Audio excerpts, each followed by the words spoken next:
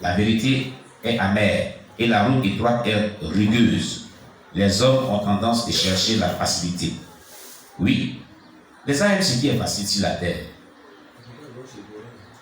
Ils aiment ce qui est facile.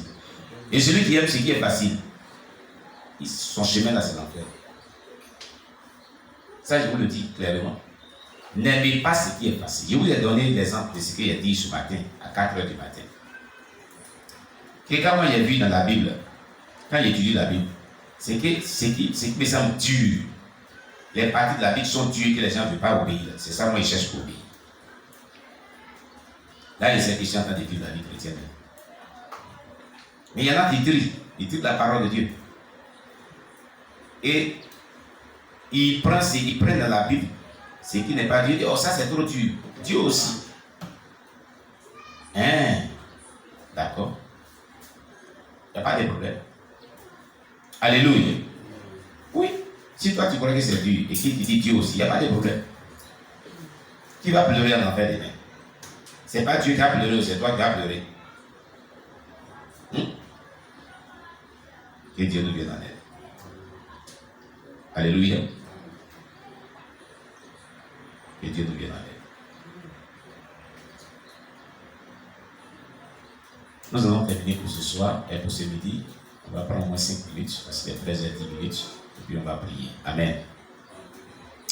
Il est dit, mais avec nous est la majorité. Pour l'homme, la vérité est amère et la route étroite est rugueuse. Les hommes ont tendance à chercher la facilité. Beaucoup ne peuvent pas supporter. Tels sont ceux qui peignent les pieds de larmes. Vous voyez les gens qui étaient en train de peigner les pieds de les larmes en enfer là-bas. Ils pleuraient sur les pieds de haleine et de l'ange. Amen. Bien qu'ils plaident, ils ne plaident qu'avec la colonie qui ne peut être pardonnée et qui ne pardonne pas. Une fois ici, est pour toujours ici. Une fois dans la ville céleste, c'est là pour toujours.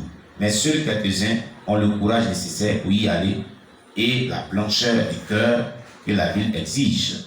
Amen. Depuis le départ de l'ange qui m'a amené, des milliers de personnes sont entrées tout de même et sont descendues en enfer.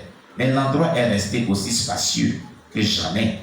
Alors que j'étais encore piégé par cette horrible scène, j'ai découvert qu'un des détenus de l'enfer se rapprochait un peu plus de la banque.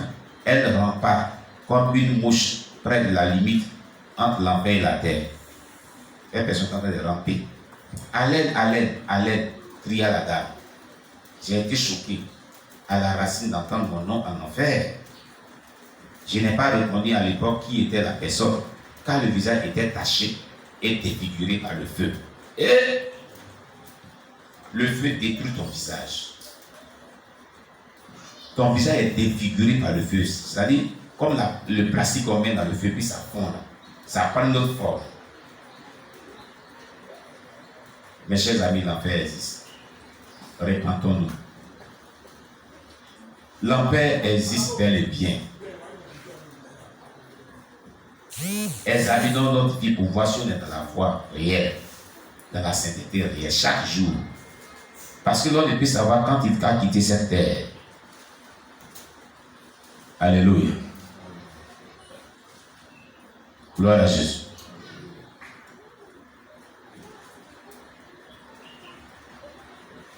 Amen. Donc Alain dit, j'ai été choqué à la racine d'entendre mon nom en enfer. Je n'ai pas reconnu à l'époque qui était la personne, car le visage était taché et défiguré par le feu. La peau était noircie par la flamme et jonchée de plaies. Qui êtes-vous? Ai-je demandé avec une grande curiosité. Elle a de nouveau crié, Alain Bambos, je suis Rita, votre camarade d'auberge dans le lycée. Oh, j'ai faim. Aidez-moi s'il vous plaît.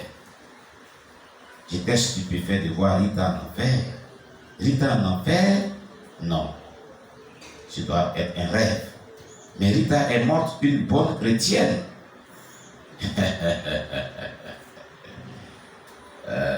C'est ce qu'il disait, tu vois. Rita est morte une bonne chrétienne selon les compliments humains. Nous les humains, nous faisons des compliments aux gens qui ne méritent pas d'être appelés des chrétiens, étant vivants sur la terre. Et à l'aide du rail, on prêche pour dire que la personne est rentrée dans la félicité de Dieu, elle va au ciel. Voilà. Quel mensonge. Et là, on est en train de mentir encore. Et ça nous condamne encore. Quel mensonge. Qu'est-ce que tu en sais? Dieu t'a-t-il dit que la personne est sauvée? Regardez, Alain dit, elle était étonnée de voir, cette personne était étonnée de voir Rita en enfer. Il dit non. Il dit non, ça ne veut pas être Rita. C'est un rêve. Mais Rita est morte une bonne chrétienne. Elle est morte une bonne chrétienne. C'est comme ça, plusieurs seront choqués, étonnés, si un jour Dieu les envoie en enfer pour visiter, pour voir ceux qu'ils ont connus, dont ils ont assisté à leurs funérailles, et donc ils ont dit que ces personnes étaient des bons chrétiens, des bons hommes de Dieu, des bons servants de Dieu. Actuellement, tu penses que tu es bon chrétien. Écoutez, faisons la prière que le roi David a fait. Examine-moi, Éternel, et voici je suis sur la bonne voie. Si je suis sur la bonne voie, ramène-moi sur le bon chemin, afin que je n'ai pas l'éternité qui est le ciel. Amen. Voici une telle prière qu'on doit faire. Revoyez sur la chaîne le témoin de Abraham Wakoubou. Ne te glorifie pas. Toutes les vidéos de Ne te glorifie pas, réécoutez tout. Vous allez comprendre que on n'est même pas encore arrivé au ciel. On est en train de se chercher encore. Vous et moi. Parce que si la trompette sonnait maintenant, plusieurs ne seront pas sauvés entre nous. Il y a des choses que nous faisons, qui nous condamnent. Nous croyons tellement saints que l'orgueil monte souvent parfois. Ne soyez pas comme les pharisiens. Attention. Alléluia. Revenons sur terre. Que Dieu soit loué. J'ai soliloqué toutes ces questions au même endroit. Pourquoi pour faire court, les sentiments humains m'ont servi et j'ai pensé que je pouvais l'aider à sortir de cette situation difficile. J'ai donc fait un pas pour aller vers elle. Mais mes jambes étaient trop lourdes pour que je puisse les soulever. Là-bas, tu n'es pas contrôlé. Tu ne peux pas faire ta volonté là-bas.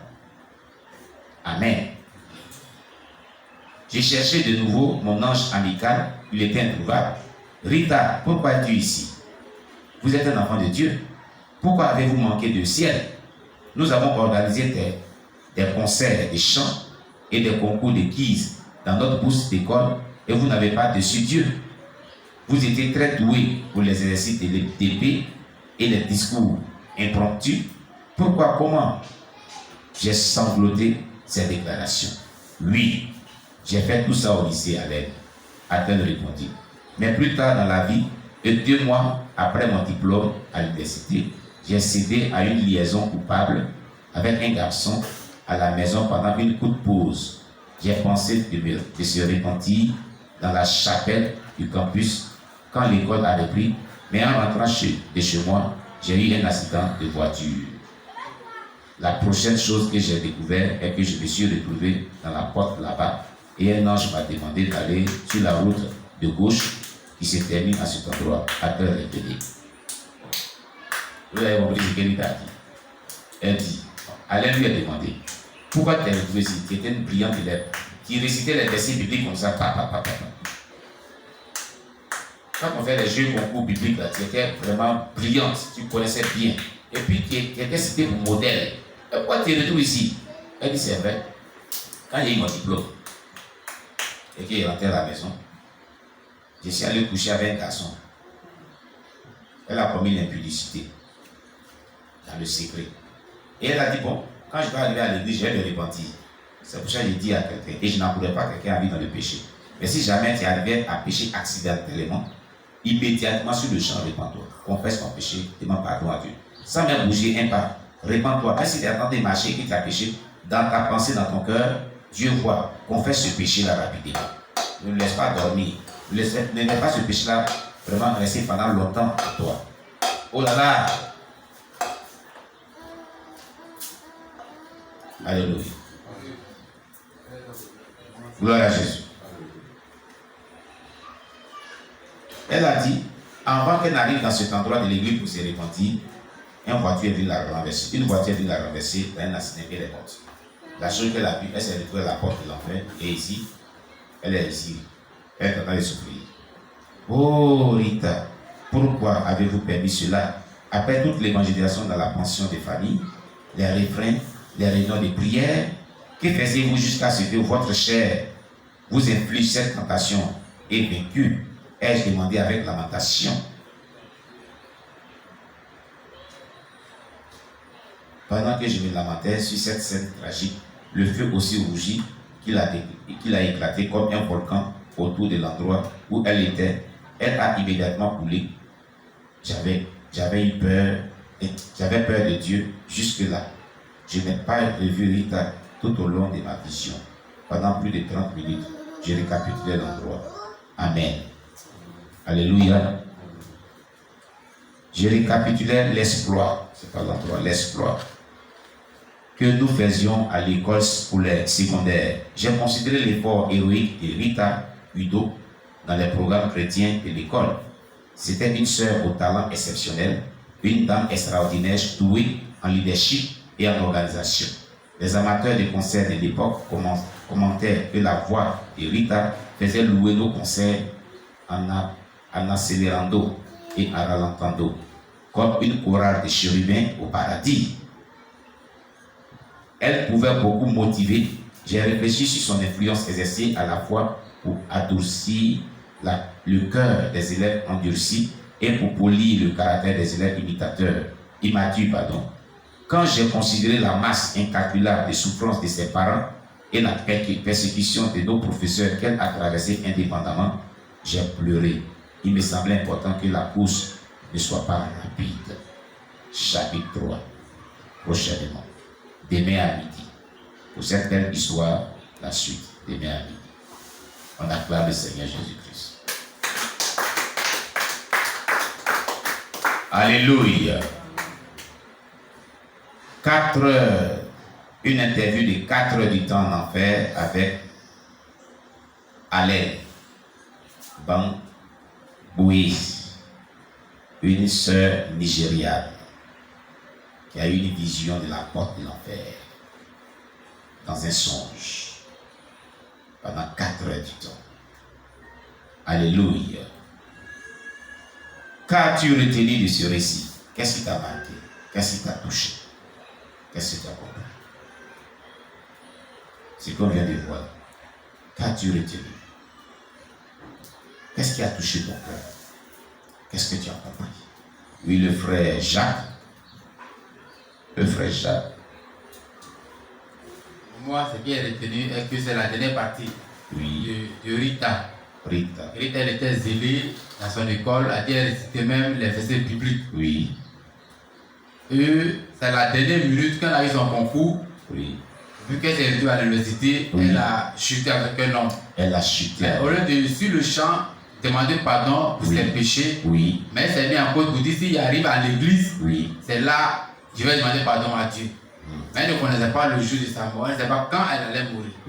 Donc c'est le côté qui m'a beaucoup touché. Amen. Moi, souvent, ça m'arrive souvent beaucoup de fois.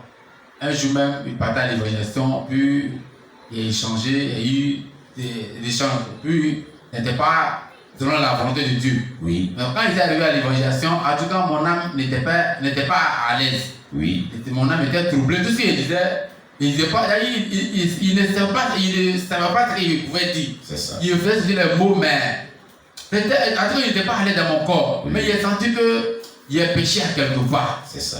Puis il est revenu, puis il a demandé pardon à Dieu. Amen. Et souvent, quand il marche, qu'il fait, souvent, les histoires ma fait qu'il voit qu'il n'a pas raison. Sur le champ, en chemin de route, quand il marche, dans mon esprit, il demande pardon à Dieu. Que mon âme n'est pas tranquille à l'aise, il demande pardon à Dieu. Sur le champ. Donc c'est le côté-là qui m'a beaucoup touché. Amen. Il avait demandé pardon à Dieu. elle va se retrouver dans le lieu où elle était, où elle criait. Gloire à Jésus. Donc, chacun de nous, si on fait quelque chose qui n'est pas agréable devant le Seigneur, sur le champ immédiat, on doit demander pardon à Dieu. Parce que il m'a beaucoup touché. Amen, amen, amen, amen. Merci bien, le frère Jacques. Et ici, notre sœur bien-aimée qui nous suit en direct sur Facebook, Gloria, fille de Dieu, quel est son nom sur Facebook, nous dit: la repentance est très importante pour une vie de sanctification. Il faut toujours se repentir, peu importe le lieu et le temps. Merci bien, c'est tellement bien dit aussi. Chère Gloria, fille de Dieu, sois bénie. Oui, qui d'autre encore? Bon, moi, c'est sur le même côté du frère Jacques. Oui, c'est ce que le frère Jacques a dit. Ouais, le dernier point là même. Oui. Parce que nous, souvent, quand on pêche, on se dit d'abord, arriver à la maison, on va demander pardon à Dieu. Mais soit arriver pour un homme de Dieu, mais nos frères en Christ, avec lui, nous allons demander pardon à Dieu. C'est ça. Mais ici, Dieu dit, tel que tu pêches net, il faut demander pardon. Amen. Et c'est à travers ça, là, il peut te pardonner. Amen. Et si tu veux dire, arriver à la maison, il a demandé pardon à Dieu. Parce que tout d'abord, c'est parce que quand tu vas mourir. C'est ça. Donc, et puis c'est parce que quand aussi lui va venir. C'est ça. Donc, c'est ce qui m'a touché un peu. Gloire à Jésus. Amen. Oui, le frère Paulin, qu'est-ce que tu as retenu aussi? Ce témoignage est merveilleux, hein? On vient de le débuter tous les midis. On va prendre 1 heure du temps pour parler de ce témoignage. Et chaque midi, on prendra 1 heure du temps. Comme il y a beaucoup de témoignages qui sont à ma disposition, je vais les évacuer progressivement comme ça. Nous prierons 1 heure du temps et 1 heure du temps. Amen. On a eu quelques difficultés pour commencer aujourd'hui, mais ce n'est pas grave. Amen. Voilà. Oui, le frère Paulin. Je retiens d'abord que, comme il a dit, Oui. 80% des prédicateurs Oui. prêchent pour leur ventre. Ils prêchent pour leur ventre. Sur 100 prédicateurs, il y a 80% qui prêchent pour leur ventre. Donc, je vais prendre une image comme ça. Oui. C'est comme la personne qui élève des poulets. Oui. Si c'est quelqu'un qui aime beaucoup manger, il ne vendra pas ses poulets. C'est ça. Lui-même, il va consommer. Oui. Et donc, pour pouvoir avoir de quoi manger, Oui. ils vont prêcher selon le vœu des fidèles. C'est ça. Donc, et s'ils les amènent à l'enfer, il refuse de leur dire la vérité. Oui. Parce que s'il leur dit la vérité, ils vont trouver qu'il est dur, ils vont aller ailleurs. C'est ça. C'est ça le danger. Et puis, il a dit aussi qu'il y a 2 maîtres. Il y a 2 maîtres. Voilà. Le bien et le mal. Oui. La Ce cité que les gens appellent la dualité. Oui. Voilà. Et il a aussi parlé de l'enfer et du paradis. Et les gens banalisent. Pour Oui. certains, ça n'existe pas. Ça Pour n'existe d'autres, pas. ça existe. Oui. Et quand il a dit ça, ça m'a rappelé Oui. ce que les philosophes, les intellectuels ont dit. Ils ont raisonné, ils n'ont pas pu se convaincre. C'est ça. Et ils ont décidé de dire, bon, on considère que le paradis existe Oui. et on vit selon les prescriptions de Dieu. Mhm. Si on meurt, que le paradis existe, on aura gagné. Oui. Mais si on meurt et ça n'existe pas, on n'aura rien perdu. Oui, il faut que on n'aura rien perdu. Parce qu'ils se disent que l'enfer n'existe pas. Mais comment est-ce que tu peux le prouver? Oui. Aujourd'hui, si tu te fais violence, que tu respectes, c'est ça, le dépouillement.